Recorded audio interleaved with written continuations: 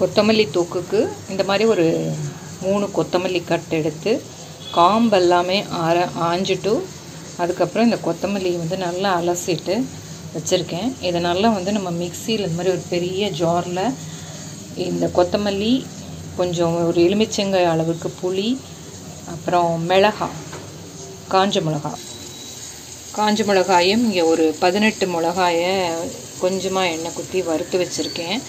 இதை தான் நம்ம போட்டு அதில் அரைக்க போகிறோம். இப்போ அரைச்சிட்டு வந்ததுக்கப்புறம் எப்படி தொக்கு பண்ணலாம், கொத்தமல்லி தொக்கு அப்படிங்கிறத பார்க்கலாம். இந்த மாதிரி மிளகாயை ஃபர்ஸ்ட்டில் மிக்சியில் போட்டுட்டு அப்புறம் வந்து கொஞ்சம் உப்பு, இவ்வளோ அளவுக்கு ஒரு டேபிள் ஸ்பூன் இல்லைன்னா 1 ஸ்பூன் அளவு கூட போட்டுக்கலாம். அப்புறம் கூட நீங்கள் வேணால் சால்ட் ஆட் பண்ணிக்கலாம்.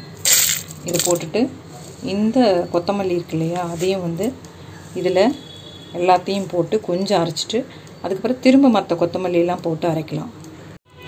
இந்த மாதிரி மிக்சியில் வந்து நான் ஒரு எலுமிச்சங்காய் அளவுக்கு இருக்கிற பேஸ்ட்டு தான் போடுறேன். புளியோட பேஸ்ட்டு எக்ஸ்ட்ராக்டை நல்லா வந்து மிக்சியில் அரைச்சது தான் இது.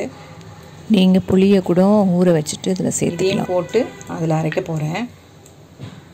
கட்டு கொத்தமல்லி நான் அரைச்சிட்டு வந்திருக்கேன் மிக்சியில். இவ்வளோ தான் வந்திருக்கு. ஜஸ்ட் ஒரு குட்டிய கப்புன்னு பார்த்தா 2 கப் வரும், அவ்வளோதான் வந்திருக்கு. இதை நம்ம வந்து இப்போது கடுகு போட்டு எண்ணெய் போட்டு எல்லாம் தொக்கு மாதிரி பண்ண போகிறோம்.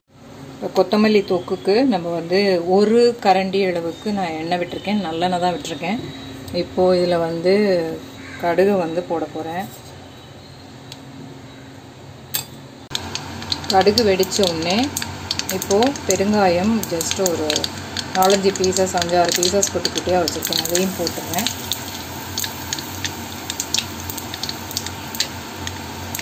இப்போ இந்த சமயத்தில் இந்த கொத்தமல்லி அரைச்சி வச்சதை இதை அப்படியே போட்டுறேன்.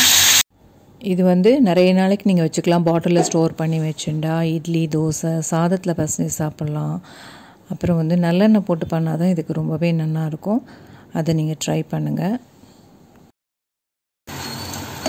இப்போ இதை வந்து நல்லா இந்த மாதிரி கிளறி விட்டுட்டே இருக்கணும். கிளறி விட்டு இருக்கும்போது இந்த ஆயில் வந்து வெளியில் வர ஆரம்பித்ததுக்கப்புறமா நம்ம வந்து இதை ஸ்டாப் பண்ணிடலாம். அது வரைக்கும் கொத்தமல்லி தொக்கு நல்லா பெரட்டி விட்டுட்டே இருக்கணும். கொஞ்சம் நேரம் பெரட்டி விடலாம். எவ்வளோ நிமிஷம் ஆகுதுன்னு நான் ஃபைனலாக சொல்கிறேன் உங்களுக்கு. இந்த மாதிரி வானால ஒட்டாமல் வந்த உடனே இறக்கி வச்சிடலாம். உங்களுக்கு வேணும்னா நான் துளியோண்டு எண்ணெயும் நடுவில் சேர்த்தேன், வேணும்னா நீங்கள் சேர்த்துக்கலாம். இது சீக்கிரத்தில் ஒரு 1 மந்த்துக்கு நல்லா செலவாகும். இது ட்ரையாக தான் இருக்கும் கொஞ்சம். இது ஒரு 10 நிமிஷம் ஆச்சு கிளறி எடுக்கிறதுக்கு. கொத்தமல்லி இப்போ 3 கட்டு 10 ரூபா அப்படிங்கிற விற்கிற காலத்தில் இது மாதிரி பண்ணி வச்சுருந்தீங்கன்னா கொஞ்சம் யூஸ்ஃபுல்லாகவே இருக்கும். ரொம்ப டேஸ்டியாகவும் இருக்கும். செஞ்சு பாருங்கள். வேறொரு வீடியோ மூலம் மீண்டும் சந்திப்போம்.